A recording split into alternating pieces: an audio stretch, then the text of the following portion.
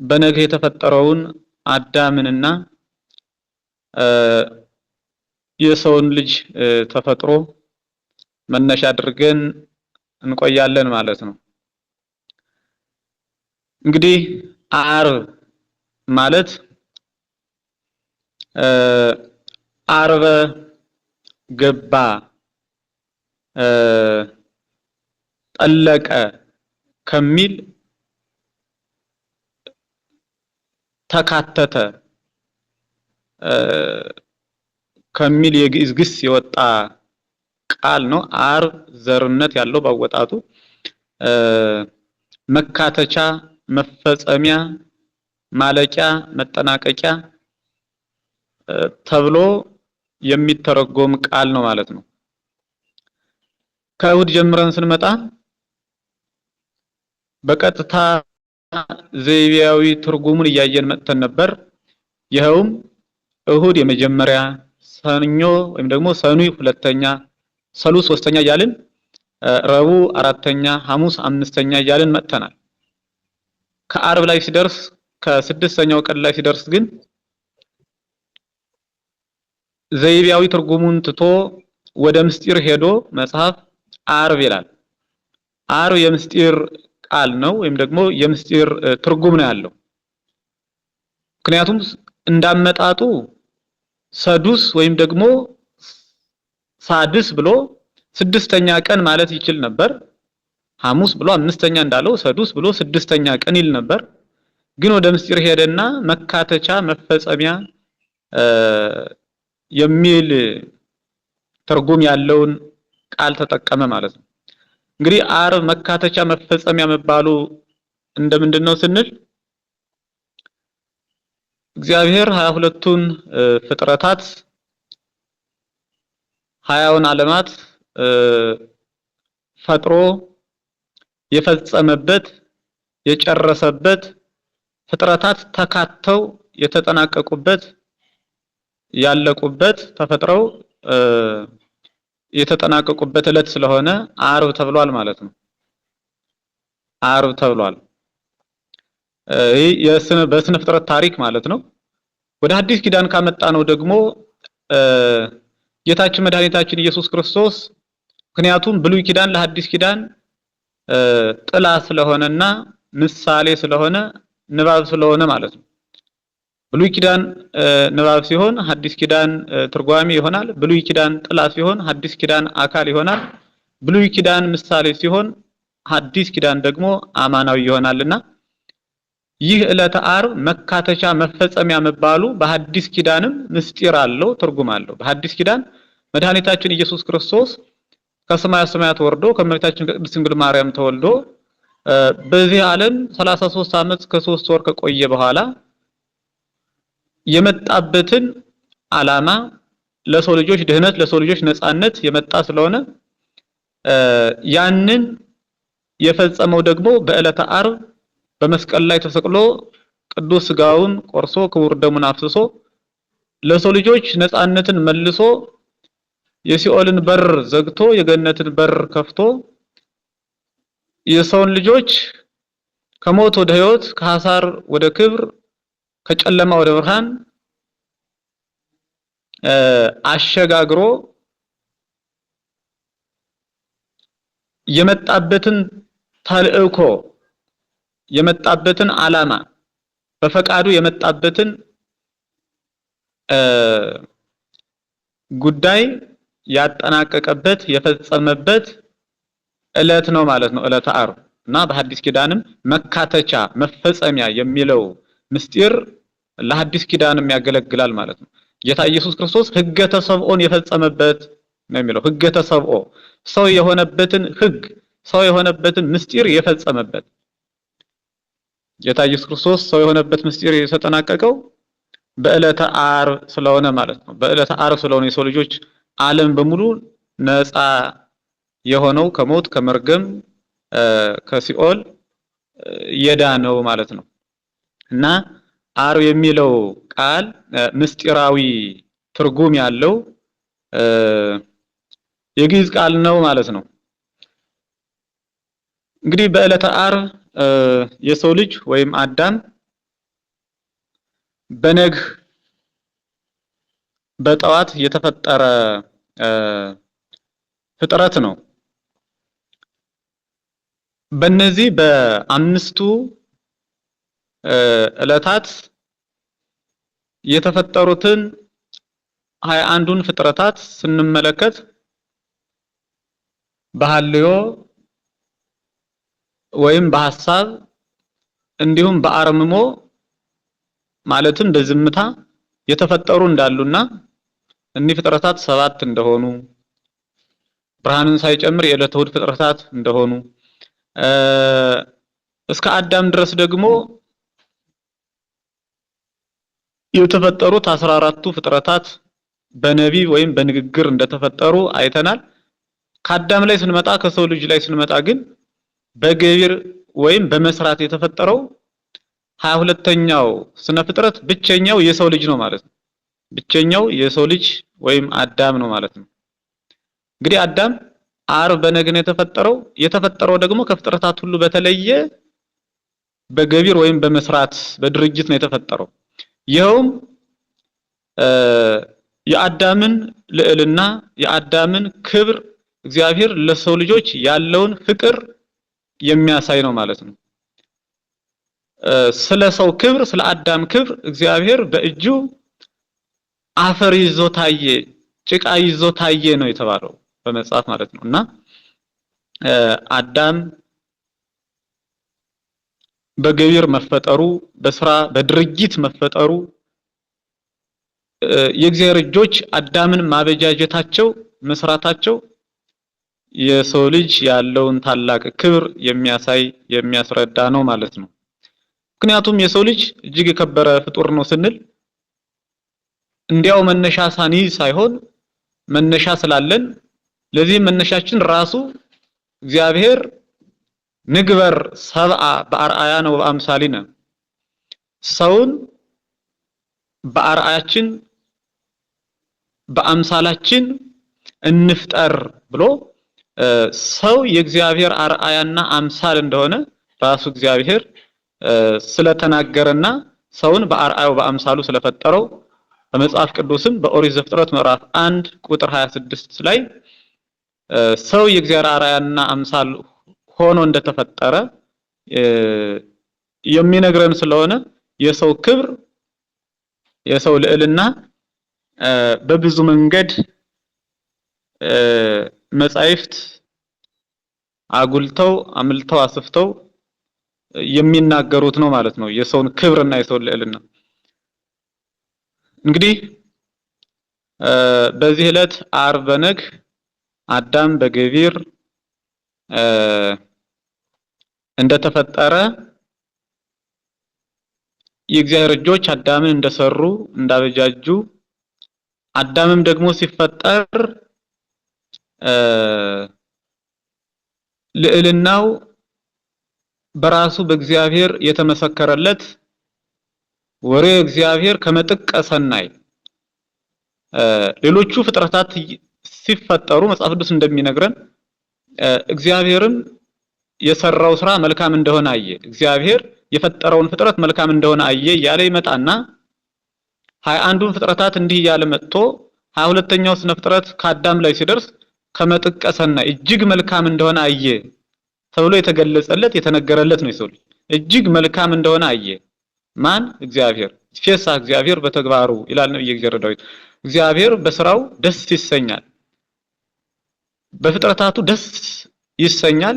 አዳምን ደግሞ ሲፈጥር እጅግ በጣም በሚደንቅ እጅግ በጣም ልዩ በሆነ ደስታ ገልጿል ማለት ነው። እግዚአብሔር ደስታውን ገልጿል ማለት ነው። ለዚህም ምስክራችን ሕያው ምስክራችን መጽሐፍ ቅዱስ ነው ማለት ነው። እግዚአብሔር አዳምን ሲፈጥረው እጅግ መልካም እንደሆነ አየ። አዳምን ከፈጠረው በኋላ እጅግ መልካም እንደሆነ አየ ተብሎ ነው የተጻፈውና የሰው ልዕልና ክብር በእግዚአብሔር አርአያና አምሳል የተፈጠረ እጅግ ልዩና ድንቅ መላእክት ሳይቀር የእግዚአብሔርን መልክ በአዳም በኩል ለማየት ይጓጉለት የነበረ ፍጡር ቢኖር ሰው ነው። ሰው ልክ እንደ መላእክት የእግዚአብሔርን ክብር የባህሪ ክብሩን በጸጋ ሊወርስ የእግዚአብሔርን ስሙን አመስግኖ ምስጋናውም ደግሞ ሕይወት መድኃኒት ክብር ደስታ ሆኖት ሊኖር የተፈጠረ ድንቅና ልዩ ፍጡር ነው ማለት ነው። እንግዲህ ሰው እንዴት ተፈጠረ ስንል ሰው ማለት ከራሱ ከቃሉ ትርጉም ስንነሳ ሰው ወይም ደግሞ ሰብ በግዕዙ ሰብ ማለት ነው። በአማርኛው ሰው ነው። ሰብ የሚለው ቃል ሰባት ነገሮች ያሉት ወይም ደግሞ ሰው ማለት ሰባት ማለት ነው። ሰባት የሚል ትርጉም ያለው ነው። ይህ እንዴት ነው ስንል የሰው ልጅ ሲፈጠር ከሶስቱ ባህሪያተ ነፍስና ከአራቱ ባህሪያተ ስጋ ነው። በእነዚህ መዋሃድ በሶስቱ የነፍስ ግብራት ወይም ደግሞ የነፍስ ባህሪያትና በአራቱ የስጋ ባህሪያት አንድነት መዋሃድ የተፈጠረ ስለሆነ 3 እና 4 7 ነውና የሰው ልጅ ሰው ማለት 7 ማለት ነው። እግዚአብሔር አዳምን ከአራቱ ባህሪያት ስጋ ከአምስተኛ ባህሪየ ነፍስ የተባለችዋ 3 ግብራት ስላሏት ከሰባት ነገሮች ተፈጥሯል ነው። እግዚአብሔር አዳምን ከሰባት ነገሮች ፈጥሮታል። ስለሆነም ሰው 7 የሚል ትርጉም ያለው ነው። የሰው ዘር ሁሉ የሚጠራበት የባህሪ ስም ነው ሰብ ማለት ነው። ሰብ በግዕዙ በአማርኛው ሰው ማለት ሰብ የሚለው ቃል ተሰብአ ሰው ሆነ ከሚል ግስ የተገኘ ዘርነት ያለው ቃል ሲሆን ሰብ ማለት ሰው ነው። ይህም ደግሞ ለሰው ልጅ ሁሉ የባህሪ ስም ነው ማለት በተፈጥሮ ያገኘው ስም ማለት ነው። ስሞች ብዙ አይነት ስሞች አሉ። የባህሪ ስም፣ የተጸውኦ ስም፣ የተቀብኦ ስም እያልን የግብር ስም እያልን የምንከፋፍላቸው ናቸው። ለምሳሌ የተጸውኦ ስምን ብናነሳ እያንዳንዳችን ምንጠራበት ስም አሁን ላይ ምንጠራበት የግል ስም አለን ማለት ነው። ልክ እንደ አዳም አሁን አዳም ማለት የተጸውኦ ስሙ መጠሪያ ስሙ ነው ለአዳም። የባህሪ ስማችን ግን ሰው ለሆነ ሁሉ ሰው የሚለው ነው። ተመሳሳይ የሆነ ማለት ነው። አንድ የሆነ ስም ማለት ነው።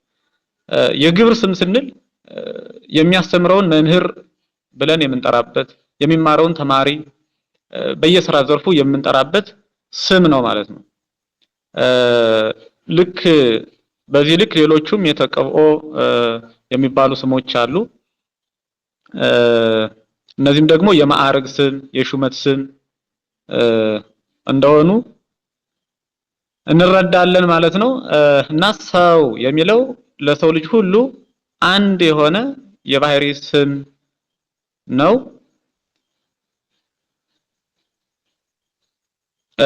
አዳም ይህ ቀረህ የማይባል እጅግ መልከ መልካም ከመሬት የተፈጠረ ማለት ነው። አዳም ማለት መልከ መልካም እንደ ራእይት ያልረዘመ እንደ ድንክ ያላጠረ መልከ መልካም ከፀሐይ የሚያበራ እንደ ፀሐይ የሚያበራ እንደ ጨረቃ የደመቀ እንደ ከዋክብት ያሸበረቀ ድንቅ ከመሬት የተፈጠረ ፍጡር ማለት ነው አዳም ማለት። እንግዲህ አዳም ከሰባት ነገሮች ተገኝቷል ብለናልና እነዚህ ሰባት ነገሮች ምንድናቸው? ሶስቱን የነፍስ ግብራት ወይም ባህሪያት እንመልከት። አንደኛ ለነፍስ 3 ነገሮች አሏት። እነዚህም የመጀመሪያው ለባዊነት ነው። ነፍስ የማስተዋል ልብ የማድረግ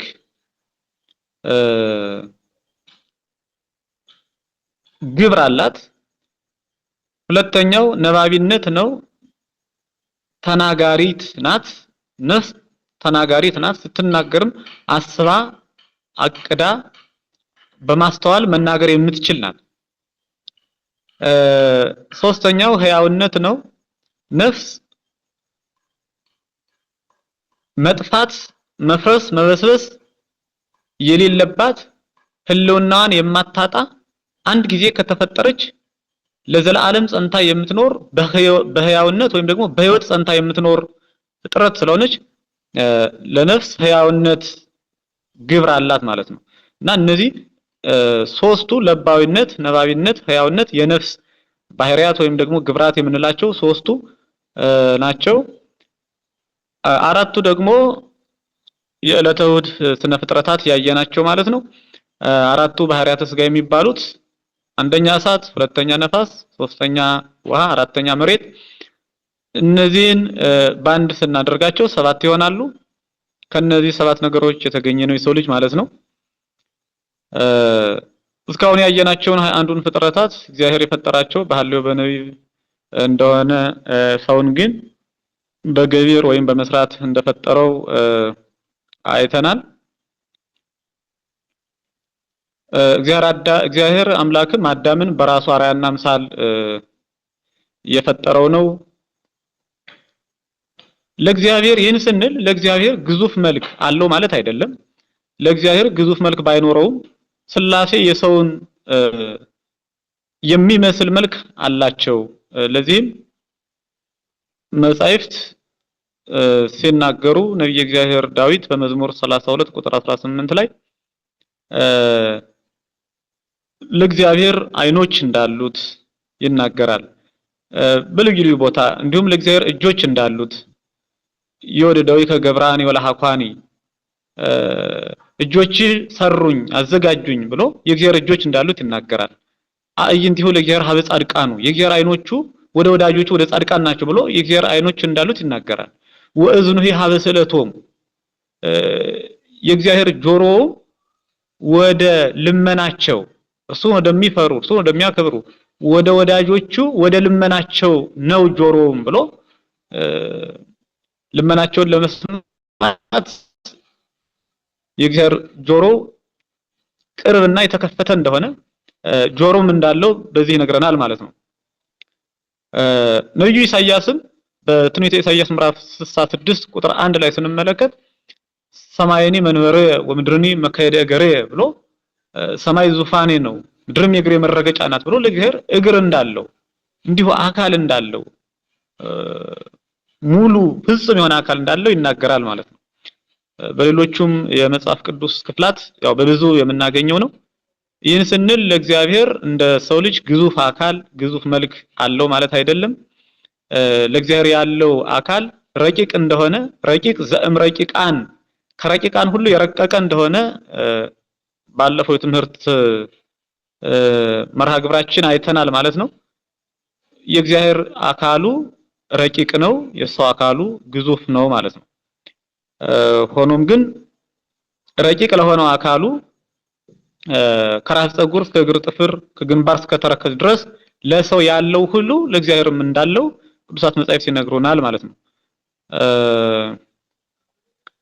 ቅድስት ሥላሴ አዳምን በአርአያቸውና በምሳሌያቸው ፈጠሩት ስንል በመመሳሰላቸው ነው። ይኸውም አንደኛ በመልክ የሰው ልጅ እግዚአብሔርን ይመስላል ወይም ደግሞ አዳም እግዚአብሔርን ይመስላል ስንል ሥላሴ በአይን የሚታይ በእጅ የሚዳሰስ ግዙፍ አካል ያው የላቸውም። ሆኖም ግን በሰው ላይ ያለው መልክ በሥላሴ ላይ ስላለ ረቂቅ የሆነው መልክ በሥላሴ ላይ ስላለ ማለት ነው። በመዝሙር 32 ቁጥር 18 ላይ ያየነው ማለት ነው። እንዲሁም ደግሞ በአንድነት በሶስትነት የሰው ልጅ ሥላሴን እግዚአብሔርን ስለሚመስል ሰው የእግዚአብሔርን አርአያና ምሳሌ ይዞ ተፈጠረ እንላለን ማለት ነው። በአንድነት በሶስትነት እንዴት ነው የሚመስለው ስንል ሥላሴ ለባውያን፣ ነባባያን፣ ሕያዋን ናቸው። ለባውያን ልብ የሚያደርጉ፣ ነባባያን የሚናገሩ፣ ሕያዋን ለዘላለም በሕይወት ጸንተው የሚኖሩ ያው ለራሳቸው ብቻ ሳይሆን ለፍጥረታትም ለባውያን ለሆኑት ለሰውና ለሰው ልጆችና ለመላእክት ልብን የሰጡ ሰጥተው የፈጠሩ፣ ነባባያን ለሆኑት ለሰውና ለመላእክት ቃልን ሰጥተው የፈጠሩ፣ ሕያዋን ለሆኑት ለሰውና ለመላእክት ሕይወትን ሰጥተው የፈጠሩ እንዲሁም ደግሞ በደመ ነፍስ ሕይወት ጸንተው ሕያዋን ሆነው ለሚኖሩ ከሰውና መላእክትም ውጭ ለሚኖሩ ፍጥረታት በደመ ነፍስ ሕይወት ላላቸው የደመ ነፍስ ሕይወት ላላቸው በሙሉ ሕይወትን የሚሰጡ ናቸው ማለት ነው ስላሴ። ስለዚህ ስላሴ ለባውያን ነባባያን ህያዋን ናቸው ስላልን ሶስት አማልክት ናቸው አንልም። አንድ አምላክ ይባላሉ እንጂ ሶስት አማልክት አይባሉም ማለት ነው። ይህንንም በሰው ስንረዳው አዳም አንድ ሰው ሲሆን ለነፍሱ ሶስት ባህሪያት እንዳሉት አይተናል።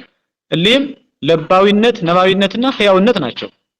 አሁን የአዳም ነፍስ ሶስት ነገሮች አሏት። ለባዊነት፣ ነባዊነት፣ ህያውነት።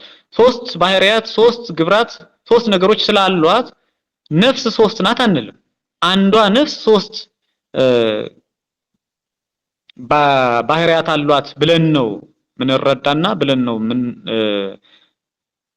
ምናምን ማለት ነው። እንደዚህም ሁሉ ለአንዲቷ ነፍስ ሶስት ግብራት እንዳሏት ለአንዱ አምላክ ለእግዚአብሔርም ለባዊነት፣ ነባቢነት፣ ህያውነት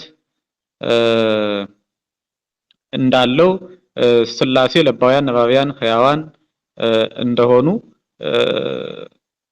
እንዲህም ሆነው ግን በአካል ሶስት በስም በግብር ሶስት እንላቸዋለን እንጂ በባህሪ አንድ እንደምንላቸው የታመነ ነው።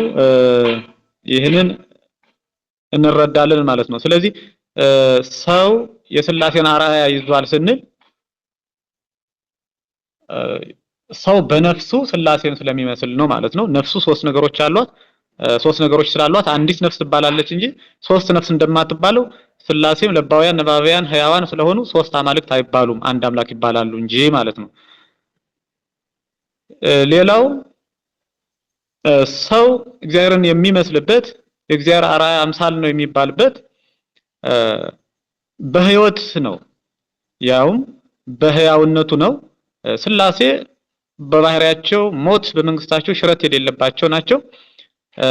ለዘላለም ህያዋን ናቸው። ለዘላለም ህያዋን ናቸው። ሞት ስለሌለባቸው ህያዋን ናቸው። የሰውም ልጅ ፈርሶ በስሶ መቅረት የሌለበት ህያው ነው። ህያው ነው። እግዚአብሔር የባህሪ ገንዘቡን ህያውነቱን ለሰው ልጅ በጸጋ የሰጠው ስለሆነ ሰውም ልክ እንደ እግዚአብሔር ህያው ነው። መድኃኒታችን ኢየሱስ ክርስቶስ በቅዱስ ዮሐንስ ወንጌል ምዕራፍ 14 ላይ እስመ አነ ህያው ወአንትሙኒ ታዩ፣ እኔ ህያው ነኝና እናንተ ደግሞ ህያዋን ትሆናላችሁ ብሎ ይናገራል። እኔ ህያው ነኝና እናንተ ደግሞ ህያዋን ትሆናላችሁ። አሁን እግዚአብሔር ህያው እንደሆነ ነገረን። እኛ ደግሞ የሰው ልጆች ልክ እንደ እግዚአብሔር ህያዋን ነን ማለት ነው።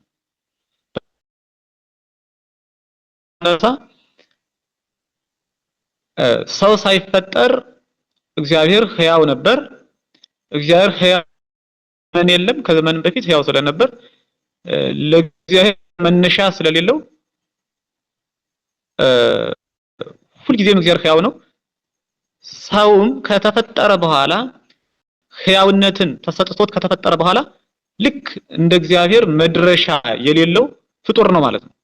መድረሻ የለውም። ለዘላለም ህያው ሆኖ የሚቀጥል ፍጡር ነው የሰው ልጅ ማለት ነው። መላእክትና የሰው ልጆች በዚህ ህያውነት የሚቀጥሉ ናቸው እና እግዚአብሔር ሳይስት በፍጹም ፍቅሩ የሱን ዘላለማዊነት ህያውነት በጸጋ በስጦታ ለሰው ልጅ ስላበረከተ ስለሰጠ ሰውም መነሻ ቢኖረውም መድረሻ ግን የለውም። በዚህ እግዚአብሔርን ይመስለዋል ማለት ነው በህያውነቱ። ሰው 5500 ዘመን የነበረበትን ሞትን ራሱ እንጂ እግዚአብሔር አላመጣበትም ነበር። ስለዚህ ሰው ጥንቱንም ሲፈጠር ህያው ሆኖ ነው የተፈጠረው። ሆኖም በስህተቱ ሰው ሞትን ቢያመጣም መልሶ ደግሞ እግዚአብሔር ሞትን አጥፍቶ በሞቱ ደምስሶ ለሞት በሞቱ የሰው ልጆች ሞት አጥፍቶ በመቃብሩ መቃብራቸውን አጥፍቶ ለሰው ልጆች ሞትን በመቃብር ውስጥ ፈርሶ በስብሶ መቅረትን አጥፍቶ ለሰው ልጆች ለትንሳኤያቸው በኩር ሆኖ ዛሬ ግን ክርስቶስ ለአንቀላፍ ከሙታን ተለይቶ ለአንቀላፉት ሁሉ በኩራት ሆኖ ተነስቷል እንዳለ ሐዋርያው ቅዱስ ጳውሎስ አንደኛ ቆሮንቶስ ምዕራፍ 15 በትንሳኤው ሞታችንን አጥፍቶልን ዘላለማውያን መሆናችንን አረጋግጦልናል ማለት ነው። ጥንቱንም ሞት በሰው ፈቃድና በሰው ስህተት የመጣ እንጂ እግዚአብሔር አልፈጠረውም ነበር። ኋላም ደግሞ እግዚአብሔር ያልፈጠረውን ሞት ሰው በስህተቱ በኃጢአቱ ያመጣውን ሞት እግዚአብሔር በሞቱ አጥፍቶልናል ማለት ነው። ስለዚህ የሰው ልጅ እንደ እግዚአብሔር ለዘላለም ሕያው ነው ማለት ነው። ሞትን ራሱ ሰው እንዳመጣው ነብዩ ሰሎሞን በመጽሐፈ ጥበብ ምዕራፍ 1 ቁጥር 13 ላይ ሲናገር እግዚአብሔር ገብረ ሞተ እግዚአብሔር ሞትን አልፈጠረውም ነው የሚለው። ታዲያ ማን አመጣው ከተባለ አላህ ሰብ ረሲአን አምጽው ወአርከ አምሰልጎ ዝንጎች የሆኑ የሰው ልጆች በስህተታቸው አመጡት ከነርሱም ጋር ወዳጅ አድርገውት ኖሩ እንጂ እግዚአብሔር ሞትን አልፈጠረም ነው የሚለው። ሆኖም እግዚአብሔር ያልፈጠረውን ሞት ሰው ቢያመጣውም በስህተቱ በኋለኛው ዘመን እግዚአብሔር ሞትን አጥፍቶልን ለዘላለም እንደርሱ ፍጻሜ በሌለው ዘመን በሕያውነት ሆነናል ማለት ነው። ሌላው የሰው ልጅ እግዚአብሔርን የሚመስልበት በገዥነት ነው። እግዚአብሔር የባህሪ ገዢ ነው። ሁሉን ፈጥሮ የሚገዛ ሰማይንና በሰማይ ያሉትን ፍጥረታት ምድርንና በምድር የሚንቀሳቀሱትን ያሉትን ፍጥረታት ባህርንና በባህር ውስጥ ያሉትን ፍጥረታት ፈጥሮ የሚገዛ የባህሪ ገዢ ነው። ውስተ ኩሉ ባህርት መለኮቱ ይለዋል ነብዩ እግዚአብሔር ዳዊት። አገዛዙ በአራቱ ማዕዘናት በሁሉ የመላ ነው። አራቱ ማዕዘናት ስንል ከጽርሐ አርያም እስከ በርባሮስ ከናጅብ እስከ አድማስ 22ቱ ስነ ፍጥረታት 20 ዓለማት የሚገዛ ነው። አዳምም ሁሉን ይገዛ ዘንድ ከእግዚአብሔር ተሰጥቶታል። ያ ማለት ከእግዚአብሔር በታች አዳም ገዢ ሆኖ ተሾሟል ማለት ነው። ገዢ ሆኖ ተሾሟል። ስለ ገዢነቱ መጽሐፍ ቅዱስ ኦሪት ዘፍጥረት ምዕራፍ 1 28 ጀምሮ በስፋት ይናገራል። አራዊትን፣ አእዋፍን፣ ምድርን እንደሚገዛ ማለት ነው። ነብዩ ዳዊትም በመዝሙር 8 ቁጥር 6 እስከ 8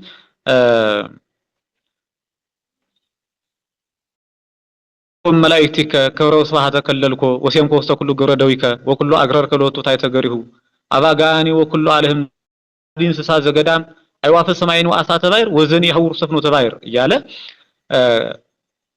ከመላእክቶች ጥቂትን አሳነሰው ክብርነትንም ደግሞ አጎናጸፈው በእጆች ስራ ላይ ሁሉ ሾመው በበጎች ላይ በላሞች ላይ በዱር አራዊት ላይ በእንስሳት ሁሉ ላይ በሰማይም በሚበሩ በአእዋፍ ላይ በባህር ውስጥ በሚንቀሳቀሱ በአስ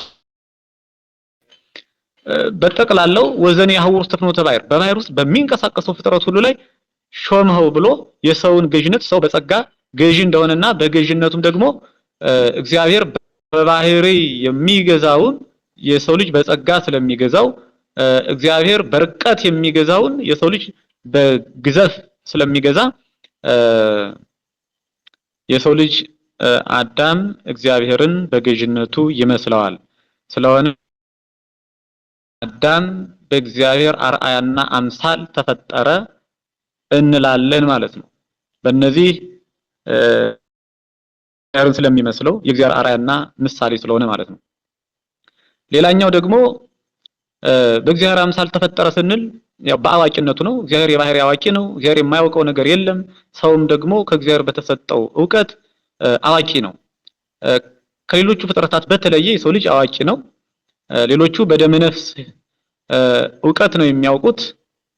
ሌሎቹ ፍጥረታት ከሰው ውጭ ማለት ነው መላእክትን ሳይጨምር፣ ሰው ግን በነባቢት ነፍስ፣ በህያዊት ነፍስ፣ በለባዊት ነፍስ ነው የሚያውቀውና የሰው ዕውቀቱ እጅግ በጣም ብዙ ስለሆነ እግዚአብሔር የባህሪ ዕውቀቱን ለሰው ልጅ በጸጋ ስለሰጠው ሰው አዋቂ ነው እንደ እግዚአብሔር ማለት ነው። እንደ እግዚአብሔር ስንል እግዚአብሔር የሚያውቀውን ሁሉ ሰው እግዚአብሔር ሆኖ ያውቃል ማለት አይደለም። በተሰጠው ጸጋ ልክ ያውቃል። ሆኖም እግዚአብሔር በገለጸለት ልክ ያለውን በምድር ያለውን ከምድርም በታች ያለውን የሚያውቅ አዋቂ ፍጡር መሆኑን ለመግለጽ ነው። ምሳሌ በነገራኛውንም አካል ሙሉ በሙሉ የሚገልጽ ነው ለማለት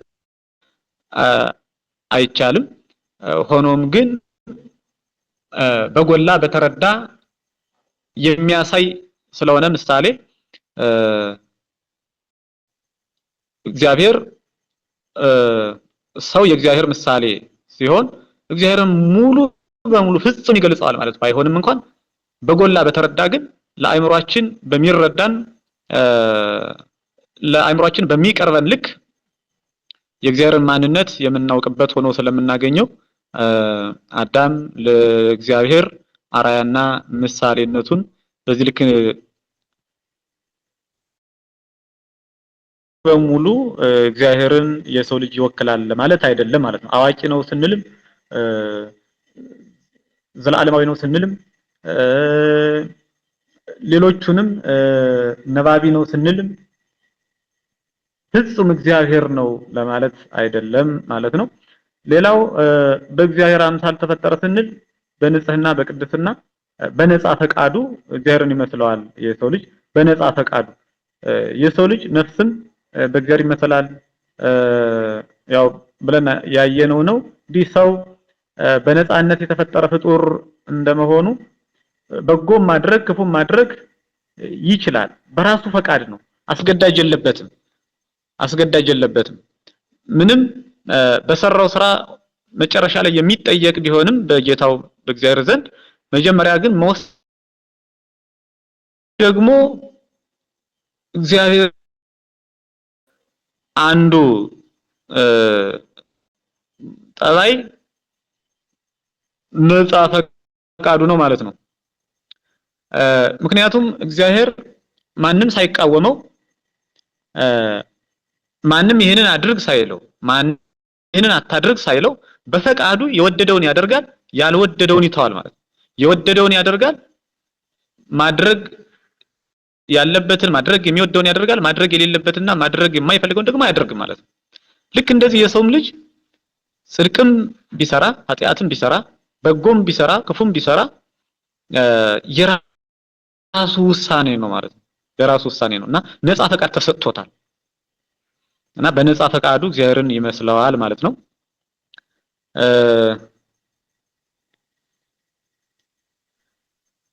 እግዚአብሔር አምላክ ቀደም ሲል እንዳየነው የፈጠራቸው ፍጥረታት በሰርክ ነው ሌሎች ፍጥረታት የተፈጠሩት።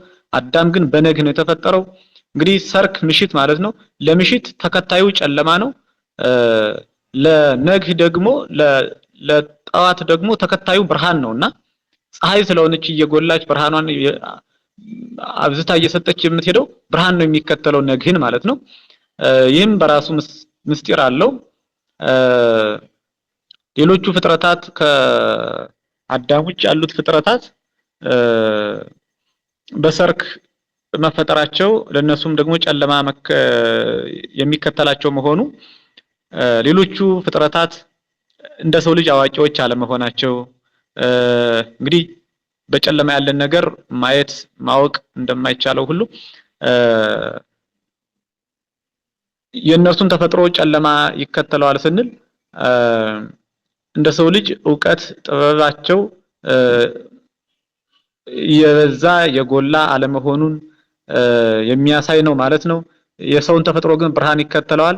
የሰው ልጅ ከዕውቀት ወደ ዕውቀት ከጸጋ ወደ ጸጋ ከፍ እያለ የሚሄድ መሆኑን ያሳየናል ማለት ነው።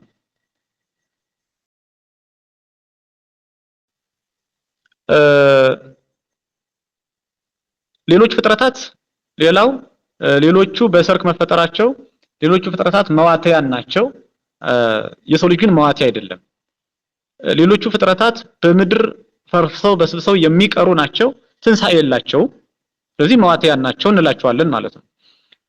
ጨለማ ይከተላቸዋል ማለት ምንድነው? ለተፈጥሯቸው እንግዲህ ጨለማ የማያስተያይ ያለውን ነገር እንኳን መሰወር የሚችል ነው። በጨለማ ውስጥ ያለ ነገር ስለማይታይ ማለት ነው። እና እነዚህ ሌሎቹ ፍጥረታት እንስሳት፣ አራዊት፣ አእዋፍ ብንል ተፈጥሯቸውን ጨለማ ይከተለዋል ስንል በስጋ በደማዊት ነፍስ ሲንቀሳቀሱ ኖረው በዚህ ዓለም ኖረው ከሞት በኋላ ግን የነበረ ማንነታቸው ራሱ ተሰውሮ ጠፍቶ ወደ አለመኖርነት ይለወጣሉ ማለት ነው። ወደ አለመኖርነት የሚለወጡ ትንሣኤ ዘጉባኤ የሌላቸው ዘለዓለማውያን አለመሆናቸውን በተፈጥሯቸው ሲያስረዳ እግዚአብሔር በሰርክ ፈጥሮ የነሱን ተፈጥሮ ጨለማ የሚከተለው አድርጎታል ማለት ነው። የሰውን ተፈጥሮ ግን ብርሃን የሚከተለው አድርጎታል። የሰው ልጅ ትንሣኤ ዘጉባኤ ያለው ይልቁንም ከዚህ ዓለም ብርሃን ይልቅ በሰማያዊው ዓለም በፍጹም ብርሃን አሸብርቆና ደምቆ የሚኖር መሆኑን እንግዲህ በጠዋት ከሚወጣው በጠዋት ላይ ካለው ብርሃን ይልቅ በነግ ካለው ብርሃን ይልቅ ቀን ላይ የሚወጣው ቀን ላይ ያለው ብርሃን በይበልጥ ጎልቶ ተስፋፍቶ እንደምናየው ሁሉ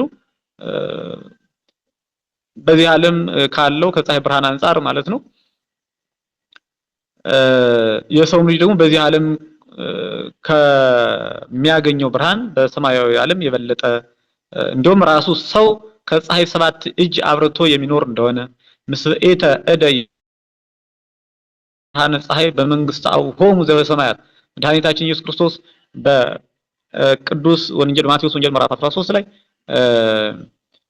ጻድቃን በእግዚአብሔር መንግስት ከፀሐይ 7 እጅ አብርተው ይኖራሉ ብሎ ሕያው በሆነ ቃሉ ነግሮናልና ብርሃን ይከተለዋል ማለት ከብርሃን ወደ ብርሃን ከክብር ወደ ክብር ከጸጋ ወደ ጸጋ ከደስታ ወደ ደስታ የሚሸጋገር ታላቅ ፍጥረት መሆኑን በተፈጥሮው ሊያስረዳ እግዚአብሔር በነግ ፈጥሮታል ማለት ነው። የሰው ልጅ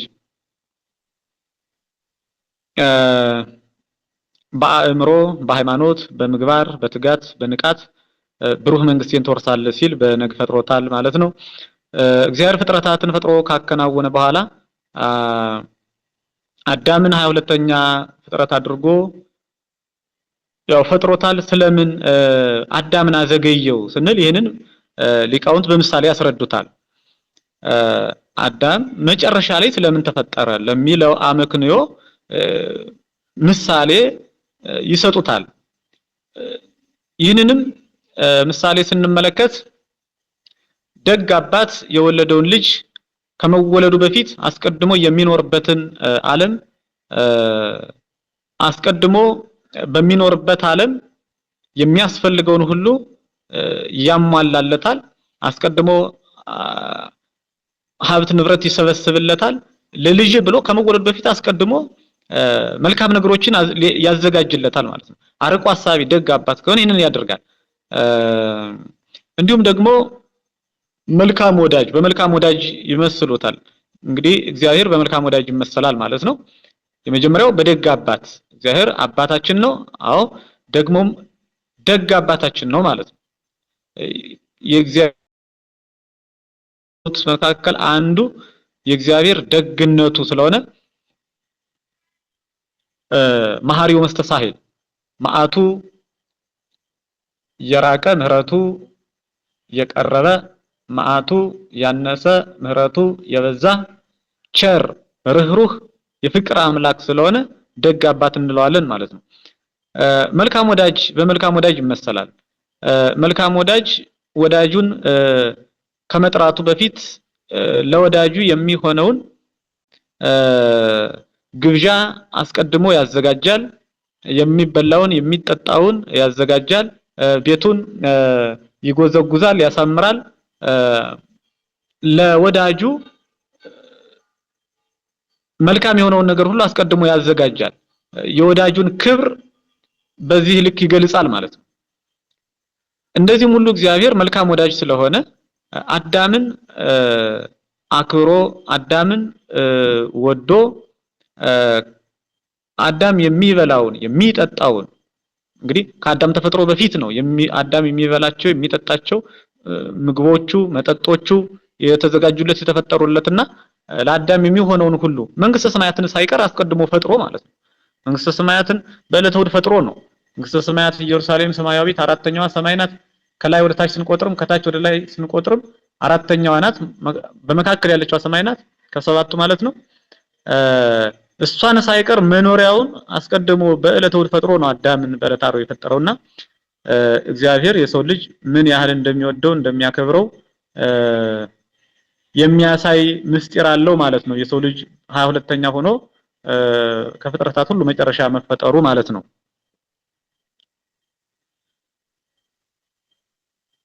እግዚአብሔር ሌሎቹን ፍጥረታት ተጎንብሰው እንዲሄዱ አድርጎ ፈጥሯል። ሰውን ግን ቀና ብሎ እንዲሄድ አድርጎ ነው የፈጠረው። ለዚህም ምስጢር አለው። ሌሎቹ ፍጥረታት አጎንብሰው እንዲሄዱ ሆነው መፈጠራቸው ምድራውያን መሆናቸውን ሰማያዊ ሕይወት የሌላቸው መሆኑን ተስፋ ትንሣኤ የሌላቸው መሆኑን የምናይበት ነው ማለት ነው። አዳም ግን ተንሳኢ ወይም ደግሞ ከሞት በኋላ ትንሣኤ ያለው በትንሣኤ ሰማያዊ ሕይወትን ወርሶ የሚኖር ሰማያዊ ርስትን ወርሶ የሚኖር መሆኑን ለማስረዳት አዳምን ቀና አድርጎ ቀና ያለ ነገር ወደ ላይ ስለሆነ ሰማያዊ ሕይወት እንዳለው የሚያሳይ አድርጎ ፈጥሮታል ማለት ነው። አዳም በመቆሙ ቃዋሚ ሆኖ ወይም ደግሞ ቀና ብሎ በመፈጠሩ ሰማያዊነቱን እናይበታለን። በመቀመጡ ምድራዊነቱን እናይበታለን። የሰው ልጅ ያው ይቆማል ይቀመጣል ማለት ነው። ሲቀመጥ ምድራዊነቱን ነው የሚያሳየን። ያው ከምድር ነው የተፈጠረው ማለት ነው። ሲቆም ደግሞ ከምድርም ቢፈጠር ወደ ሰማይ ወለነሳ ሀገሩነ በሰማይ የኛስ ሀገራችን በሰማይ ነው እንዳለ ሐዋርያው ሰማያዊ ሕይወት ያለው መሆኑን ምድራዊ ሆኖ የማይቀር ከምድር ወደ ሰማይ የሚሸጋገር መሆኑን የሚያሳየን ነው። በመተኛቱ የአዳምን ሞቱን ያሳየናል። እንቅልፍ በሞት የሚመሰል ስለሆነ በመነሳቱ ደግሞ የሰው ልጅ ትንሣኤውን ያስረዳናል ማለት ነው። ትንሣኤውን ያስረዳናል ማለት ነው። ስለሆነም ሌሎቹ ፍጥረታት ተጎንብሰው መፈጠራቸው አጎንብሰው እንዲሄዱ አድርጎ እግዚአብሔር የፈጠራቸው ማዋትያን መሆናቸውን የሰውን ልጅ ግን ቀና አድርጎ መፍጠሩ ከሞት በኋላ ሕይወት ያለውና እንዲያውም ጥንቱን ለሞት ያልተፈጠረ ትንሣኤ ዘጉባኤ ያለው ሞትን በፈቃዱ ካመጣው በኋላ ትንሣኤ ዘጉባኤ ያለው ሰማያዊ ሕይወት ያለው ዘላለማዊ መሆኑን ለማስረዳት የሰው ልጅ ቀና አድርጎ ፈጥሮታል ማለት ነው። ሰው ረቂቅ ነፍስ ብትኖረውም መልአክ አይደለም፣ ግዙፍ አካል ቢኖረውም ደግሞ እንስሳ አይደለም። እንግዲህ የሰው ልጅ ረቂቅ ነፍስ ስላለችው መልአክ አይደለም ሰው ነው። ምክንያቱም የመላእክት ተፈጥሮ አይታወቅም ብለናል። የሰው ግን ተፈጥሮ ከነፍስና ከስጋ ብለናል ማለት ነው። ግዙፍ አካልም ስላለው ደግሞ እንስሳ አይደለም። እንግዲህ በእንስሳና በመልአክ መካከል ያለ ነው ማለት ነው። የሰው ልጅ ስጋዊና ሟች በመሆኑ ከመልአክ ይለያል። ስጋዊና ሟች በመሆኑ ከመልአክ ይለያል። መላእክት ስጋ ስለሌላቸው ሰው ደግሞ ሞትን በፈቃዱ ስላመጣውና በስጋው ነፍሱ ከስጋው ስለምትለይ ስጋው ለተወሰነ ጊዜ ከነፍሱ ተለይቶ ስለሚቆይ በምድራዊው ሞት ከመላእክት ይለያል። በመላእክት ዘንድ ሞትም ስለሌለባቸው ማለት ነው። ጊዜያዊ የሆነ ሞትም ቢሆን ስለሌለባቸው ማለት ነው። እግዚአብሔር አምላክ እንስሳትን አራዊትንና አዕዋፍን የፈጠረው ወንድና ሴት አድርጎ ነው። ነጠላ ፍጥረት ሆኖ የተፈጠረ አዳም ብቻ ነበር። እግዚአብሔርም የአዳምን ብቸኝነት ተመልክቶ ረዳት እንደሚያስፈልገው በማስተዋል በስምንተኛው ቀን እንግዲህ ለአዳም ሔዋን እንደተፈጠረችለት ደግሞ እንመለከታለን ማለት ነው። ሰው በኦሪት ዘፍጥረት ምዕራፍ 2 ቁጥር 18 ላይ ወይቤ እግዚአብሔር ኢኮነ ሰናይ ለእጓለ እመሕያው ይንበር ባህቲቶ አላ ንግበር ሎቱ ቢጸ ዘይረድኦ። እግዚአብሔር አለ ምን አለ? ሰው አዳም ብቻውን ይኖር ዘንድ መልካም አይደለም፣ ስለሆነም የሚረዳውን የሚመቸውን ረዳት ጓደኛ እንፍጠርለት ብሎ እግዚአብሔር አምላክ ለአዳም ረዳትን ፈጠረለት ነው የሚለው። ረዳትን ፈጠረለት። እንግዲህ ይህች ረዳት ሔዋን እንደሆነች በዚሁ በኦሪት ዘፍጥረት ምዕራፍ 2 ቁጥር 18 ጀምሮ ወደታች በስፋት ስለ ሔዋን ተፈጥሮ ይነግረናል ማለት ነው መጽሐፍ ቅዱስ። እና ሔዋን አዳም በተፈጠረ በ8ኛው ቀን በሳምንቱ ዓርብ ማለት ነው ዓርብ በ3 ሰዓት እንደተፈጠረች የስነ ፍጥረት መጻሕፍት ይነግሩናል ማለት ነው። በዚህ መሰረት ረዳት ይፈጠርለት ዘንድ እንቅልፍ ጣለበት በአዳም ላይ እግዚአብሔር። አዳም በማይከለ ነቂህ ወነዊም መካከለኛ እንቅልፍ ላይ በመንቃትና በማንቀላፋት መካከል በሁለቱም መካከል ሆኖ ሳለ እግዚአብሔር ወነሳ አሃደ አጥም ገቦሁ ለአዳም ከአዳም ጎን አንድ አጥንትን ነስቶ ያችንንም አጥንት ሴት አድርጎ ፈጥሯታል ማለት ነው።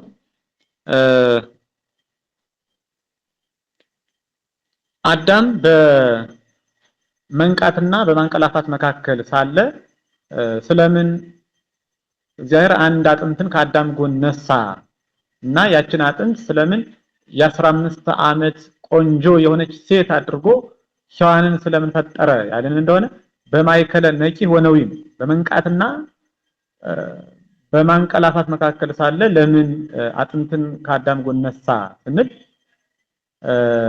ይህንንም ምስጢር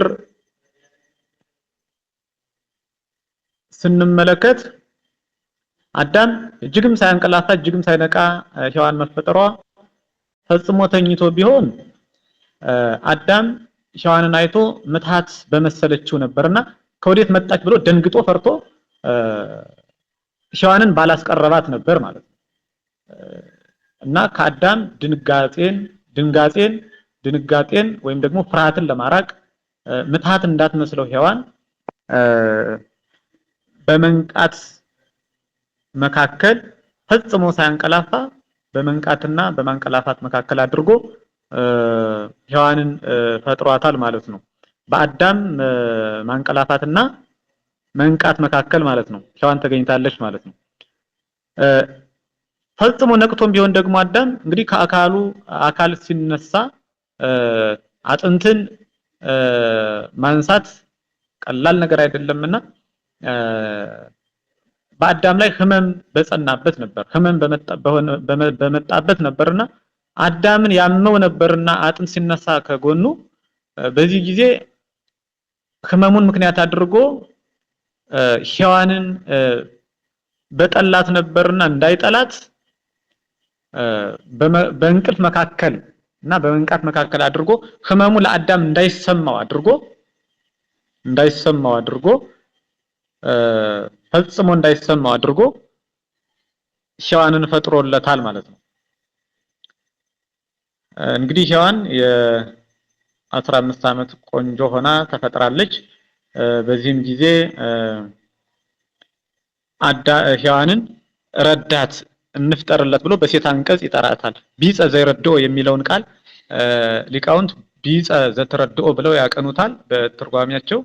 ይህም ማለት ቢጸ ዘይረድኦ ማለት የሚረዳውን ጓደኛ ባልንጀራ ማለት ነው። እንግዲህ የሚረዳው የሚለው ለወንድ የሚቀጸል አንቀጽ ስለሆነ ሔዋንን ለምን በወንድ አንቀጽ ጠራት ስንል በአዳም ባህሪ ያለች በመሆኗ ከአዳም ባህሪ የተገኘች በመሆኗ ከወንድ ባህሪ የተገኘች በመሆኗ በወንድ አንቀጽ ጠርቷታል እንጂ ሔዋን ሴት ስለሆነች ቢጸ ዘተረድኦ የምትረዳው ብለው ከተፈጥሮዋ በኋላ ሊቃውንቱ ያቀኑታል ማለት ነው ይሄንን ቃል። እንግዲህ ለምን ከጎኑ ፈጠራት ስንል ደግሞ ከፍ ብሎ ከግንባሩ አልፈጠራትም፣ ዝቅ ብሎም ደግሞ ከእግሩ አልፈጠራትም፣ ከመካከል ነው የፈጠራት። ይህንንም መጻሕፍት ሊቃውንት በምሳሌ በአመስጥሮስ ሲያስረዱ ሴት ከፍ ብላ ተፈጥራ ቢሆን ከአዳም በላይ ነኝ ብላ ትዕቢት እንዳይሰማት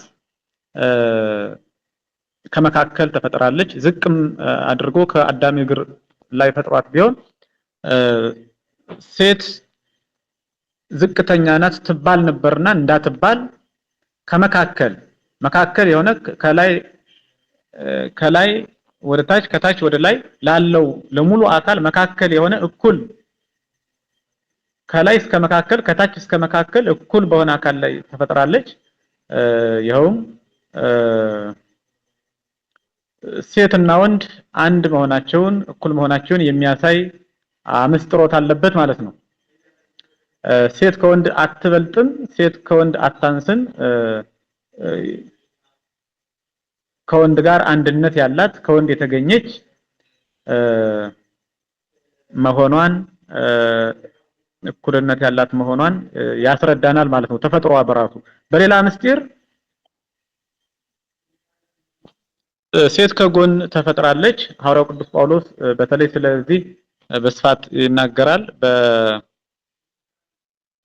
ከጎን ስለመፈጠሯ ሴት በልብስ ተሸፍና መኖር እንዳለባት ወፍጥረታሂ ያወቀክሙኑ በውኑ ፍጥረቷ እንኳን አያሳውቃችሁም ምን እያለ ጎን በልብስ ተሸፍኖ እንደሚኖረው ሁሉ የሴትን በተለይ ደግሞ በጸሎት ጊዜ ከእግዚአብሔር ፊት ወደ ለጸሎት በመቀርበት ጊዜ ተሸፍና ተከናንባ መቅረብ መጸለይ እንዳለባት በልብስ ተሸፍና መኖር እንዳለባት የሚያሳይ ምስጢር አለው ማለት ነው። አዳምም ወይቤ አዳም ዛቲ አጽም አጽምየ ወስጋም ስጋየ ለትኩነኒ ብሲቴ እስመ እምታ ወጻቲ እቲ። አዳም አለ ምን አለ? ይህች አጥንት ከአጥንቴ ስጋም ከስጋዬ ናት። ለትኩነኒ ብሲቴ ከወንድ ተገኝታለችና ሴት ትባል ሚስትም ትሆነኝ አለ ነው። ሴት ትባል ሚስትም ትሆነኝ አለ። ስላሴ ሔዋንን ከአዳም ጎን ፈጥረው ከአዳም ፊት ባቀረባት ጊዜ አዳም በፈቃዱ ሔዋንን ወዶ አክብሮ ተቀብሏታል ማለት ነው።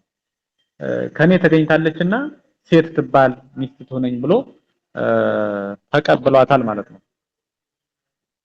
እንግዲህ ሔዋን አዳምን ለመርዳት ተፈጥራለች ስንል አንደኛ በምን ትረዳዋለች ስንል በወሊደ ውሉድ ልጆችን በመውለድ ትረዳዋለች። ሁለተኛ በአቅልሎ ከበደ ዋዕይ ዘፍቶት ነው የሚለው የሰው ልጅ ብቻውን ይኖር ዘንድ መልካም አይደለም ከተባለበት አንዱ በስጋዊ ፍቶትን በማራቅ ትረዳዋለች። ስጋዊ ፍቶትን በማራቅ ትረዳዋለች። ሶስተኛው ከብቸኝነት ትረዳዋለች። በውስጥም በውጭም በጓዳም በሜዳም ባለው ስራ ሁሉ ትረዳዋለች፣ ታግዘዋለችና በእነዚህ ሶስት ዋና ዋና ነገሮች ሴት ለወንድ ረዳት እንደሆነች እናስተውላለን ማለት ነው። እንዲህ አድርጎ እግዚአብሔር እንግዲህ አዳም በተፈጠረ በስምንተኛው ቀን ሔዋንን በ3 ሰዓት ከአዳም ጎን አንዲት አጥንት ነስቶ ሔዋንን ከፈጠረ በኋላ አዳምና ሔዋን በደብር ቅዱስ አዳም ለ40 ቀን ሔዋን ለ80 ቀን ቆይተዋል። ከገነት ውጭ ማለት ነው። እግዚአብሔር አዳም 40 ቀን ከሆነ በኋላ ተፈጥሮ መላእክት ብርሃን አልብሰው ብርሃን አጎናጽፈው አዳምን በእልልታ በክብር በብርሃን ሰረገላ እያጀቡ ወደ ገነት አግብተውታል። ሔዋንንም በተፈጠረች በ80 ቀኗ ብርሃን አልብሰው ብርሃን አጎናጽፈው በሰረገላ ብርሃን እያጀቡ በክብር በደስታ ወደ ገነት አግብተዋታል ማለት ነው።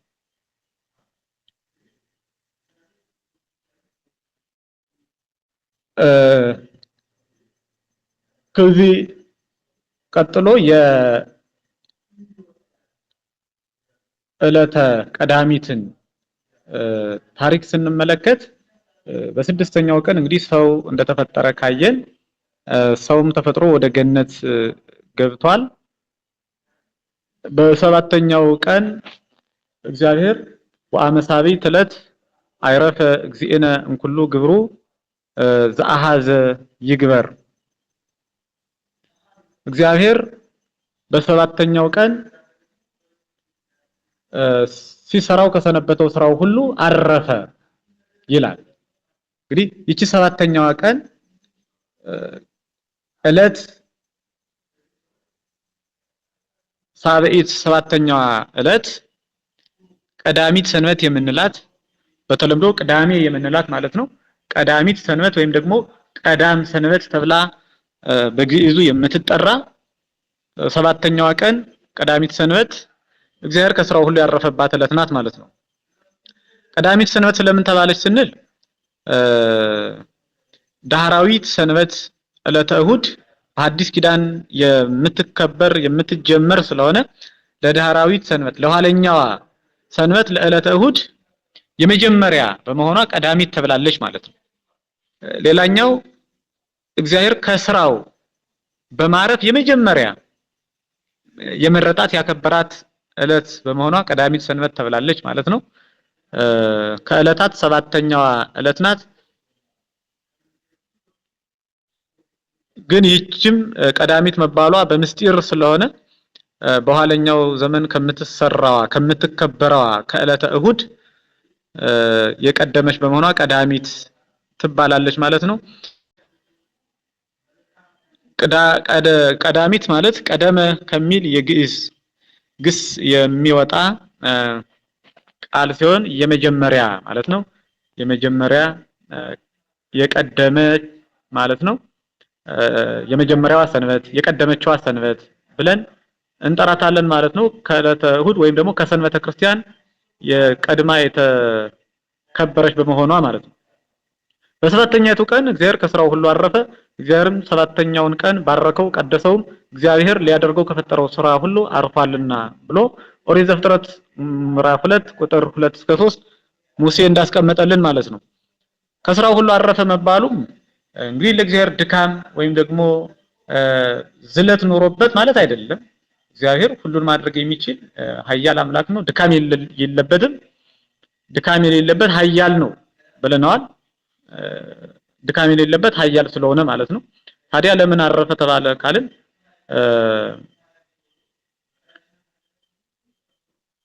ፍጥረት አልቆበትም አይደለም፣ ደክሞትም አይደለም። አረፈ በዚያች ዕለት አረፈ ስንል ለኛ አብነት ለመሆን ነው። እኛ በዚያች ዕለት አርፈን እንድንውል በቀዳሚት ሰንበት አርፈን ከስጋዊ ስራ አርፈን ከማረስ ከመቆፈር ስጋዊ ስራን ከመስራት አርፈን መንፈሳዊ ስራን በመስራት ይኸው ማለት የታመሙትን በመጠየቅ የታሰሩትን በማስፈታት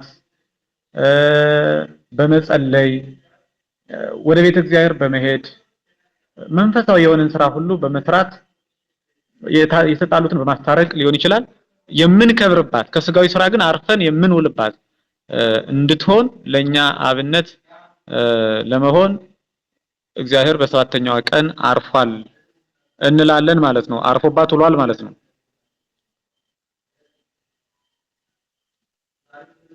እንግዲህ ሰባተኛውን ቀን ባርኮታል፣ ቅድሶታል፣ አርፎበታል መባሉ መናፍቃን ፍጥረትስ ነበረው ነገር ግን ቀን አጠረው ቀን አለቀበት እንጂ እንዳይሉት አንድ ቀን አትርፏል ማለት ቀዳሚት ሰንበትን ሳይፈጥርባት ውሏል ማለት ነው።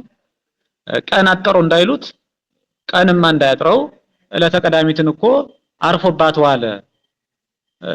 ከፍጥረት ውጭ ፍጥረት ያልተፈጠረባት ዕለት አለች እኮ ዕለተ ቀዳሚት በሚል አመክንዮ ይረታሉ ማለት ነው። መናፍቃን ቀን አጥሮታል እንዳይሉ ማለት ነው። በዕለተ ቀዳሚት አርፏል፣ ቀንን አትርፏል፣ ያለ ፍጥረት የተገኘች ቀንን አትርፏል ማለት ነው። ይህች ዕለት ፍጥረት ስላልተፈጠረባት ዕለተ ጽርዓት ወይም ደግሞ ስራ በመፍታት ዝም ብለን ቦዝነን የምንውልባት ዕለት አይደለችም። ጥቅም የሌላት ረብህ የሌላት ተብላ የምትናቅ እለት አይደለችም። እጅግ በጣም የከበረች እለት ናት። ምክንያቱም ከስጋዊ ስራ እናርፍባታለን እንጂ መንፈሳዊ ስራን አብልጠን የምንሰራባት እለት ስለሆነች ማለት ነው። እግዚአብሔርም ደግሞ ያከበራት ስለሆነች እኛም የምናከብራት እግዚአብሔር አክብሮ የሰጠን እኛም ደግሞ የምንከብርባት እለት የክብሯን መጠን የምንረዳው እግዚአብሔር እንዳረፈባት እና እንዳከበራት ስናስብ በመሆኑ ይህች እለት እጅግ የከበረች ለሰው ልጆች ክብር የተፈጠረች እለት ናት ማለት ነው። እግዚአብሔር የዘላለም አምላክ የምድር ዳርቻ ፈጣሪ ነው። አይደክምም፣ አይታክትም፣ ማስተዋሉም አይመረመርም። ደክሞት ከፍጥረት ነፃ ሆኖ ፍጥረትን ሳይፈጥር ዋለ እንዳይባል ነብዩ ኢሳይያስ በትንቢተ ኢሳይያስ ምዕራፍ 40 ቁጥር 28 ላይ እግዚአብሔር የዘላለም አምላክ የምድር ዳርቻ ፈጣሪ ነው አይደክምም ይላል ማለት ነው። ደክሞት እንዳንል አይደክምም ብሎ መጽሐፍ ምስክር እየሆነ ነው። አይታክትም ማስተዋሉም አይመረመርም ብሎ የእግዚአብሔርን በባህሪው ድካም የሌለበት በባህሪው መታከት መሰልቸት የሌለበት ዘላለማዊ ኃያል ብርቱ አስተዋይ አምላክ የማይመረመር አምላክ እንደሆነ ነብዩ ኢሳይያስ ይናገራል ማለት ነው። ስለ ፍጥረታት ስለ 22ቱ ስነ ፍጥረታት እኒህን ካየን 20ውን ዓለማት አጠር አድርገን እንመልከታቸው እና ጨርሳለን ዛሬ መርሃ ግብራችንን ማለት ነው። እንግዲህ ከ22ቱ ስነ ፍጥረታት የማይለዩ 20 ዓለማት አሉ። 20ውን ዓለማት እንዲሁ በእነዚህ በስድስቱ ዕለታት ነው እግዚአብሔር የፈጠራቸው 20ውን ዓለማት።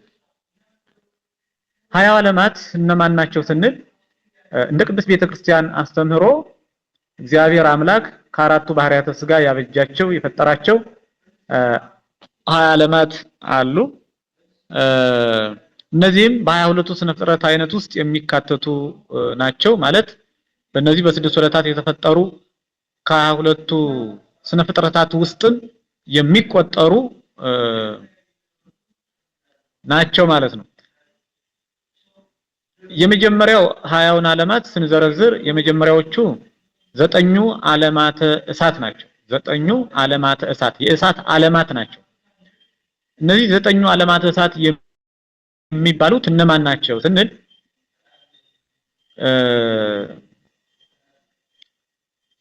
ሰባቱ ሰማያት የእሳት ዓለማት ይባላሉ። ሰባቱ ሰማያት የእሳት ዓለማት ይባላሉ። ምክንያቱም የእሳት ግብር የእሳት ጠባይ ከሆኑት ውእየት፣ ብሩህነት፣ ይውስነት ከሚባሉት የተፈጠሩ በመሆናቸው ማለት ነው። ምንድነው የሚለው እንደውም እግዚአብሔር ለሰማያት ብርሃንን ስሎባቸዋል ብለናል። ስለዚህ ብርሃን የተሳለባቸው በመሆናቸው የእሳትን ግብር የእሳትን ጠባይ ይዘው ስለተገኙ ሰባቱን ሰማያት የእሳት ዓለማት እንላቸዋለን ማለት ነው። ሰባቱ ሰማያት ከጽርሐ አርያም ጀምሮ ጽርሐ አርያም፣ መንበረ መንግስት፣ ሰማይ ውዱድ፣ ሰማያዊት ኢየሩሳሌም፣ ኤረር ይቅርታ በቅደም ተከተል ማለት ነው። ኢዮር፣ ራማና ኤረር እነዚህ ናቸው። ኤረር የመጨረሻው ስለሆነ ጽርሐ አርያም ከላይ ወደ ታች በዚያውም እንድናስታውሳቸው ለማለት ነው ያየናቸው ስለሆኑ ጽርሐ አርያም የመጀመሪያው ነው። ከላይ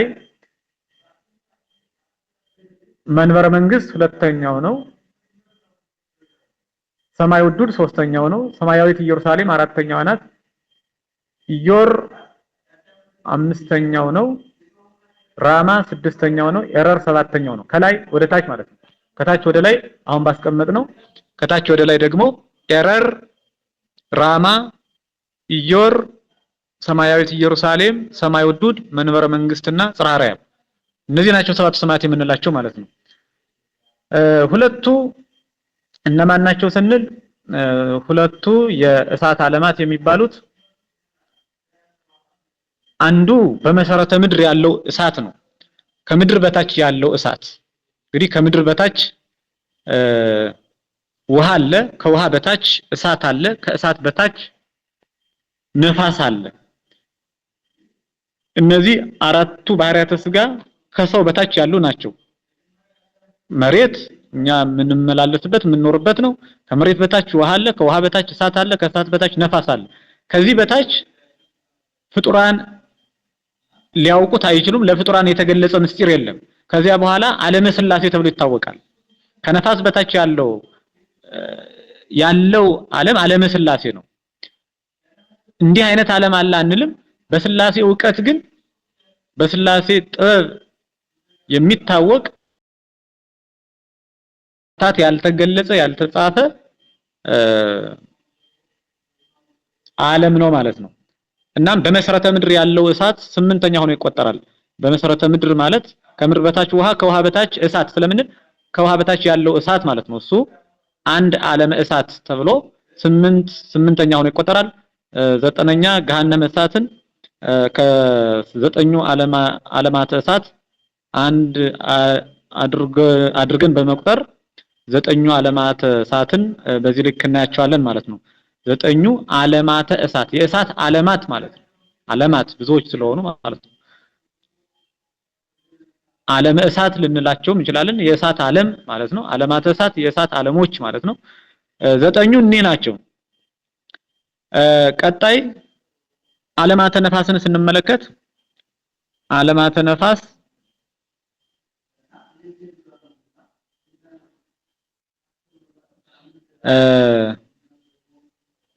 ዓለማተ ነፋስ ሁለት ናቸው።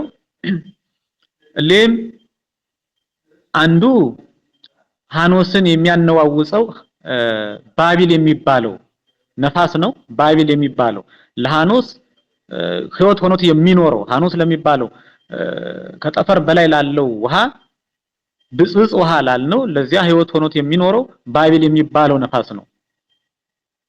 ጽኑ ነፋስ ነው። እርሱ አንደኛው ነው። ሁለተኛው ይህን ዓለም የተሸከመው ከእሳትም በታች ያለው በመሰረተ ምድር ያለው የምድር ንጣፍ የሆነው ነፋስ ነው። ከአራቱ ባህሪያት ጋር መጨረሻ ላይ ያለው ማለት ነው። ከምድር በታች መጨረሻ ላይ ያለው ከመሬት በታች ውሃ ከውሃ በታች እሳት ከእሳት በታች ነፋስ ያልነው ያ ነፋስ ሁለተኛ ሆኖ ይቆጠራል። በዚህ ዓለም የሚነፍሱት ነፋሳት ለኛ ለአገልግሎት የተሰጡ የምንተነፍሰው አየር ወደ ውስጥ የምናስገባው ኦክሲጅን የምናስወጣው ናይትሮጅን ይህ ሁሉ ነፋስ ነው። ሆኖም ግን ይህ ከዚህ ቁጥር አይገባም። ምክንያቱም ያኛው በጣም የጸና ስለሆነ ነው። እሳትም በዚያ ልክ እሳትም በዚያ ዓለም የምንጠቀምበት እሳት አለ፣ ግን ከቁጥር አይገባም። ከቁጥር የገቡት የጸኑት ስለሆኑ ማለት ነው። 9 እና 2 11 ዓለማት አይተናል።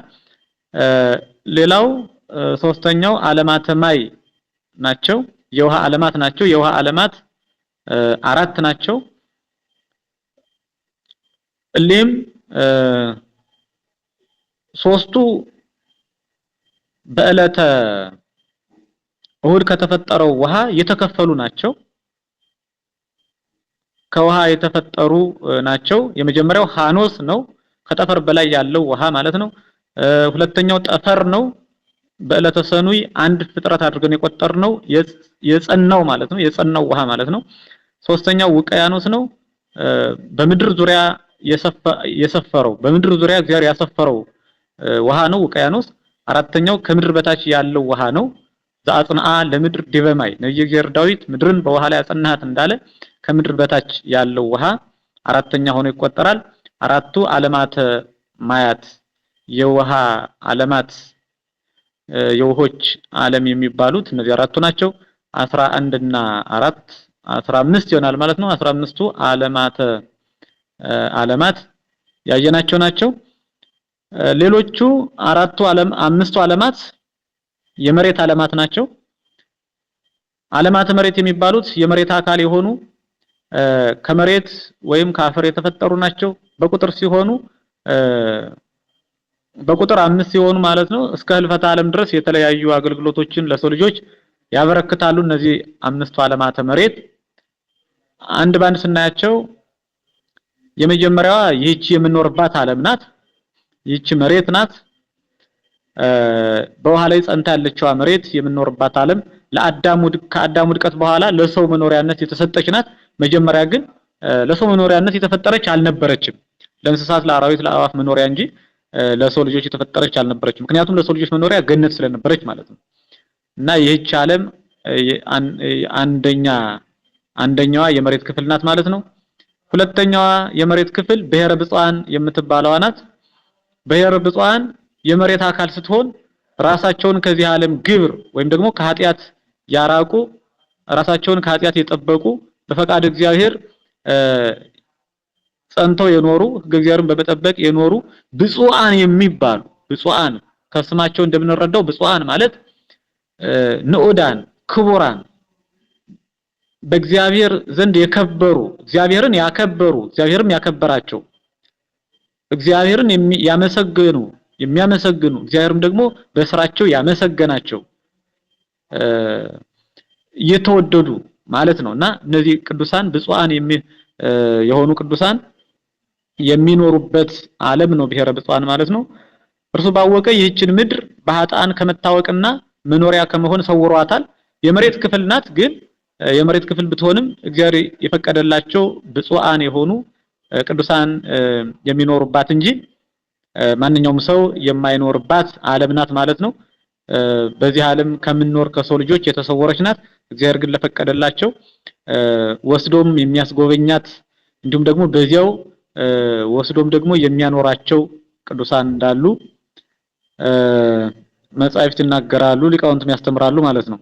ብሔረ ብፁዓን በውስጧ ያሉ ቅዱሳን ከገቢረ ኃጢአት ርቀው በገቢረ ጽድቅ ብቻ ነው የሚኖሩ። በብሔረ ብፁዓን ኃጢአት መስራት አይቻልም። የምድር ክፍል ናት። ሆኖም ግን ኃጢአት መስራት የለም። የጽድቅ ስራ ብቻ ነው የሚሰራው። እንዲሁም ደግሞ በብሔረ ብፁዓን እንደ ሊቃውንት አስተምህሮ ጋብቻ አለ። በዚህ ዓለም ባልና ሚስት ተጋብተው እንደሚኖሩት በብሔረ ብፁዓንም በጋብቻ ይኖራሉ ቅዱሳኑ። ሆኖም ግን የሚኖሩት 1000 ዓመት ነው። ያንን 1000 ዓመት በዚያ 1000 ዓመት 3 ልጆችን እንደሚወልዱ ያስተምራሉ ማለት ነው ሊቃውንት። 3 ልጆችን አንዱ ለአባቱ አጋዥ፣ አንዱ ለእናቱ፣ አንዱ ደግሞ ለእግዚአብሔር አገልጋይ የሚሆን 3 ልጆችን ይወልዳሉ። 1000 ዘመን ይኖራሉ በብሔረ ብፁዓን። የጽድቅ ስራ የሚሰራባት ኃጢአት የማይታወቅባት ሶስተኛዋ የምድር ክፍል ናት ማለት ነው ብሔረ ብፁዓን።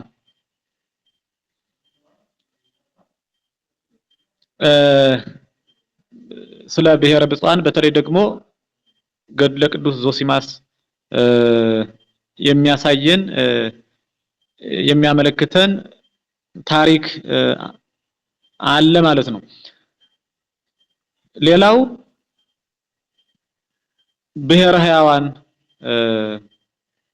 ሕያዋን ናት፣ ሶስተኛዋ ማለት ነው። ብሔረ ብፁዓን ሁለተኛዋ ናት፣ ብሔረ ሕያዋን ሶስተኛዋ ናት። ይህች ምድር ለሕያው እግዚአብሔር የተገዙ ከዚህ ዓለም ግብር የራቁ ራሳቸውን ከኃጢአት የጠበቁ ቅዱሳን የሚኖሩባት ናት። ይህችም ከብሔረ ብፁዓን ትለያለች። የምድር ክፍል ብትሆንም ከብሔረ ብፁዓን ትለያለች። በዚህ ምድር ያላገቡ ቅዱሳን ደናግል የሚኖሩባት ናት። ይህች ደግሞ ብሔረ ብፁዓን በዚህ ዓለም አግብተው ይኖሩም የሚኖሩባት ናት። ብሔረ ሕያዋን ግን በዚህ ዓለም ያላገቡ ደናግል የሚኖሩባት፣ በዚህ ዓለም ሞትን ያላዩ ሰዎች የሚኖሩባት ናት። በብሔረ ሕያዋን እነማን ይኖራሉ ስንል እንዳብነት እነ ሄኖክን ልንጠቅስ እንችላለን። መጽሐፍ ቅዱስ ስለሚነግረን ማለት ነው። ኦሪት ዘፍጥረት ምዕራፍ 5 ቁጥር 24 ላይ ሄኖክ ሞትን እንዳላየ ወደ ብሔረ ሕያዋን እንደተነጠቀ እግዚአብሔር ከሞት እንደሰወረው እግዚአብሔርም ደግሞ እንዳስደሰተው ሄኖክ በሕይወቱ የሚነግረን ታሪክ አለ። ኦሪት ዘፍጥረት ምዕራፍ 5 ቁጥር 24 ላይ ማለት ነው። ሄኖክ አካሄዱን ከእግዚአብሔር ጋር በማድረጉ ወደ ብሔረ ሕያዋን ተወስዷል ማለት ነው። እንዲሁም ነብዩ ኤልያስ ለእግዚአብሔር በመቅናቱ ሁለተኛ ነገሥት ምዕራፍ 2 ቁጥር 11 ላይ ሁለተኛ ነገሥት ምዕራፍ 2 ቁጥር 11 ላይ በሕይወተ ሥጋ እያለ ሞትን ሳያይ ሳይሞት ወደ ብሔረ ሕያዋን እንደተነጠቀ በእሳት ሰረገላ ወደ ብሔረ ሕያዋን እንደተወሰደ ይነግረናል ማለት ነው። ሐዋርያው ቅዱስ ጳውሎስም በዕብራውያን ምዕራፍ 11 ቁጥር 5 ጀምሮ ስለ ሄኖክ ሲናገር ሄኖክ አካሄዱን ወደ እግዚአብሔር አደረገ፣ ሄኖክ እግዚአብሔርን አስደሰተው፣ አገለገለው ወበእንተዝ ከበቶ እግዚአብሔር። ስለዚህ እግዚአብሔር ከሞት ሰወረው፣ ሸሸገው። ወይ ተረከበ ለሞት ነው የሚለው። ሄኖክ ለሞት አልተገኘም ይለዋልና እነ ሄኖክ እነ ኤልያስ ሞትን ያላዩ የሚኖሩባት እንዲሁም ደግሞ እነ ዮሐንስ ወንጌላዊ እኔ እስክመጣ ድረስ ሞትን ከመካከላችሁ የማይቀምሱ አሉ፣ ሞትን የማያዩ አሉ ብሎ ክርስቶስ የመሰከረለት ከሐዋርያት መካከል ብቸኛው ዮሐንስ ወንጌላዊ ማለት ነው። ፍቁረ እግዚእ የምንለው አቡ ቀለምሲስ የምንለው በወንጌሉ 21 ምዕራፎች ያሉትን ወንጌል የጻፈልን ማለት ነው። እንዲሁም ራእዩን እና መልእክታቱን ሶስቱን መልእክታት የጻፈልን ወንጌላዊ ዮሐንስ በብሔረ ሕያዋን ይኖራል ማለት ነው። እነዚህና ሌሎችም ብዙ ቅዱሳን ይኖራሉ። ሶስተኛዋ የምድር ክፍል ብሔረ ሕያዋን ናት። አራተኛዋ የምድር ክፍል ገነት አበው ሊቃውንት እንደሚናገሩት እንዳስተማሩት መጻሕፍት እንደሚናገሩት ከምንኖርባት ምድር በስተ ምስራቅ በኩል ያለች ሲሆን ዓለመ ጻድቃን አዳምና ሔዋን የነበሩበት የእረፍት የህይወት የተድላ የደስታ ቦታ ናት ገነት ማለት ነው። ዓለመ ጻድቃን ናት የአዳምና የሔዋን የመጀመሪያ ቦታቸው ናት። ከብሔረ ብፁዓንና ከብሔረ ሕያዋን የሚለያት ከነርሱ በተለየ ጻድቃን በአጸደ ነፍስ የሚኖሩባት ምድር ናት ገነት። በመጀመሪያው አዳምና ሔዋን ተፈጥረው አዳም በ40ኛው ቀን ሔዋን በ80ኛው ቀን ወደ ገነት ገብተዋል። በአጸደ ስጋ ነበር ይኖሩባት የነበረች። በኋለኛው ዘመን ግን የሰው ልጅ ከወጣ በኋላ ከገነት እንደገና ተመልሶ በክርስቶስ ነፃ አውጭነት ሲገባ በነፍስ ብቻ እንዲገባ እንጂ በስጋ የሚገባባት አለመሆኗን እንረዳለን ማለት ነው። እና ከብሔረ ብፁዓንና ከብሔረ ሕያዋን የምትለይበት ብሔረ ብፁዓንና ብሔረ ሕያዋን በአጸደ ስጋ የሚኖሩባቸው ዓለማት ናቸው። ቅዱሳን የሚኖሩባቸው ዓለማት ናቸው። ገነት ግን በአጸደ ነፍስ እንጂ በአጸደ ስጋ የምንኖርባት አይደለችም ማለት ነው። እንግዲህ በዚች በገነት አዳምና ሔዋን 7 ዓመት ከአንድ ወር ከ17 ቀን እንደቆዩ መጽሐፈ ኩፋሌ ምዕራፍ 4 ቁጥር 16 እስከ 17 መጽሐፈ ኩፋሌ ምዕራፍ 4 ቁጥር 16 እስከ 17 ይነግረናል። በመጀመሪያው በአጸደ ስጋ አዳምና ሔዋን 7 ዓመት ከአንድ ወር ከ17 ቀን ነበሩባት። ከዚያ በኋላ ግን ምክረ ከይሲን የዲያብሎስን ምክር ሰምተው እንግዲህ ያው ጸበለትን በልተው ከእግዚአብሔር ፍቅር ተለይተው ከወጡባት በኋላ ተመልሰው ሲገቡባት ግን በአጸደ ነፍስ እንጂ በአጸደ ስጋ የሚገባባት የሚኖርባት ዓለመሆኗን እንረዳለን ማለት ነው። ይህች ገነት ጊዜያዊ የጻድቃን የቅዱሳን መኖሪያ ናት። እስከ ዕለተ ምጽአት ድረስ የምትቆይ ናት። ከዕለተ ምጽአት በኋላ ገነት አልፋ መንግስተ ሰማያት ትተካለች ማለት ነው።